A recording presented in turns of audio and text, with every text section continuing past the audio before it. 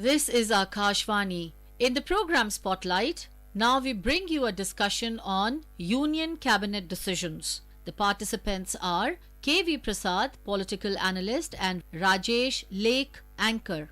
Mr. Prasad, the Union Cabinet chaired by Prime Minister Narendra Modi, many decisions were taken on Friday, of which the Cabinet chaired by Prime Minister Narendra Modi approved the modified Pradhan Mantri G1 Yojana to attract more investments and in the field of biofuels. And according to the Cabinet's decision, the approved scheme will also help in keeping pace with the latest developments in the biofuel sector. Now, this is something which is very important for India, and we would like you to elaborate on that.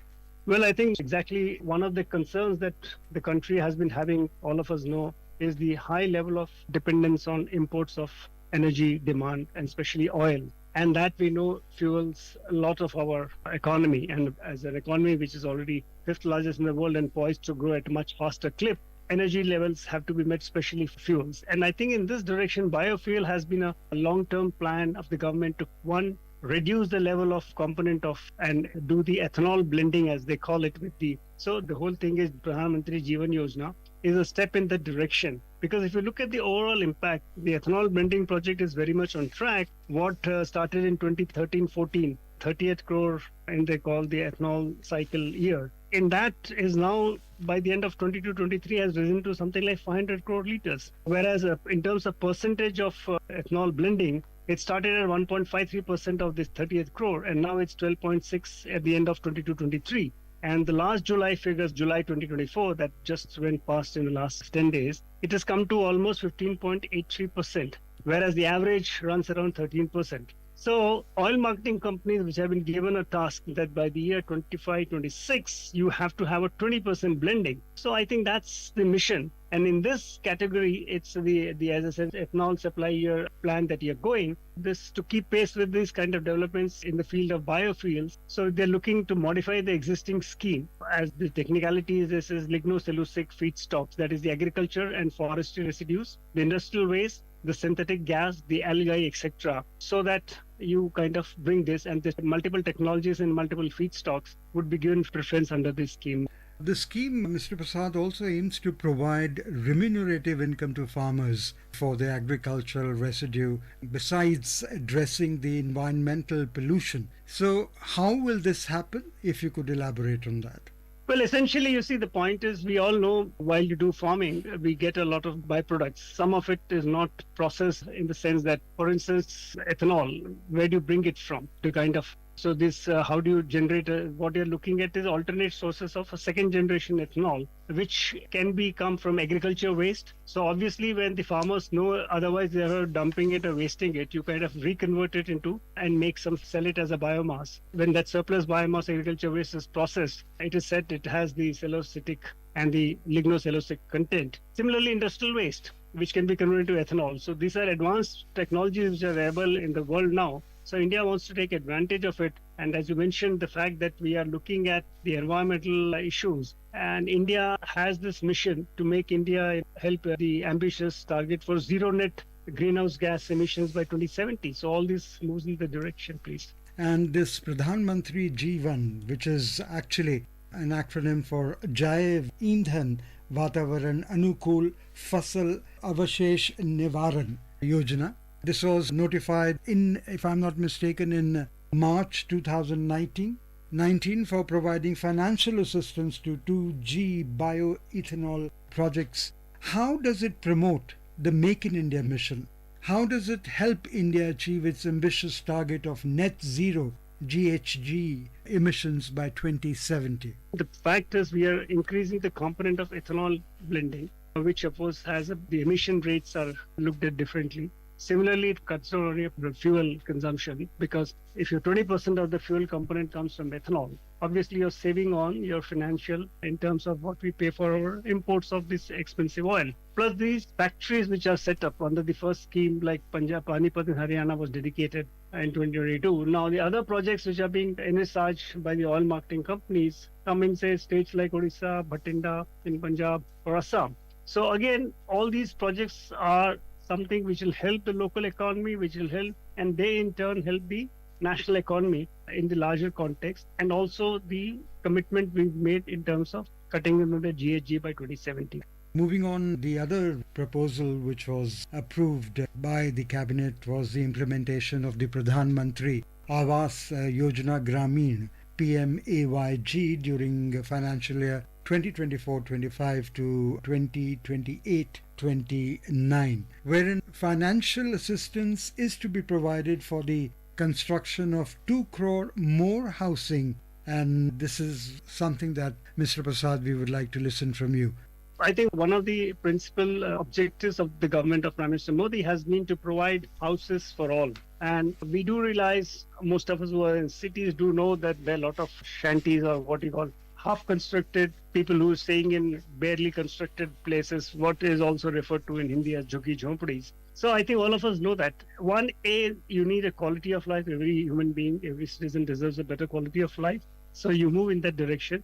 But this whole scheme, as you know, is split into 2 aspects. One is the urban, which is known as the Pradhan Mantri Awas Shehri or urban, and Pradhan Mantri Awas Gramin, which is the rural component. So both are working simultaneously, but under different schemes and heads of area. The idea is, as I said, give houses to people who are in these parts, especially if you look at the kind of distinction that is made in terms of giving financial assistance to those who are living in plains and those who are living in the hill districts. So there is different component of availability for them. Much of it springs in the Gramin or in the village sector, rural sector, comes from the socio-economic caste census of the 2011, based on which these plans have been drawn. So some of the houses, as per records of the government and are also out mentioned, could not be completed by the target date of March 24. So those have to be completed. The idea is what you mentioned, these 2 crore houses, in turn directly benefits something like 10 crore individuals. So a huge chunk of population would get a better quality of life, have what they call a pakka house to live in and continue with their lifestyle. Yeah, to sum up, the approval would facilitate all the houseless and people living in dilapidated and kacha houses to build safe and secure house of good quality with all the basic amenities. This will ensure safety, hygiene and social inclusiveness of the beneficiaries. You've already touched upon the other cabinet approval, Mr. Prasad, which is Pradhan Mantri Awas Yojana Urban 2.0 scheme, in which 1 crore houses are to be constructed for urban poor and middle class families. There is going to be the investment of 10 lakh crore and the government subsidy of 2.30 lakh crore under PMAYU 2.0. Your comments on this? Well, I think much of it springs from the Prime Minister announcement from Red Fort on August 15th last year, where he talked about launching this in a newer format. And then, of course, as soon as the Prime Minister Modi 3.0 came to power, the cabinet resolved to build 3 crore under this scheme. Now, I think one of the interesting things this looks at, apart from the fact that they want to give it to the economically weaker sections, the lower income group and middle income group, their eligibility conditions, what I found interesting was they're looking at giving it for rentals, in the sense for working women, for industrial workers, for urban migrants, for homeless, for the destitutes, for the students. And all of us know a lot of migration does take place in search of work. People come far away, interiors, and come and settle in cities. And many cities, we have noticed, the shanties come up largely because there's no place to stay. And then you have these kacha houses coming up on land, all this. So one of this is to try and address that issue. So here I think the government is looking at the 2 models. Model 1, which looks at already in a government funded houses which have been built and are vacant, and then or in the other is the construct, operate and maintain, and both of them are being looked at the private public partnership mode, which means we all read reports in many newspapers that from time to time, for instance, in a city like Delhi, we read, or even urban NCR region, that houses have been built by the state funded various housing corporations are lying vacant for one fact or the other. So here it is, an asset is available. It is how do you monetize it, one, so that you maintain that having recovered part of your investments, and 2, put it to good use. So I think, and as I said, give a better quality of life. So this is one, I think, a model which is being looked at, apart from the usual, where the affordable housing plan, which is already in operation.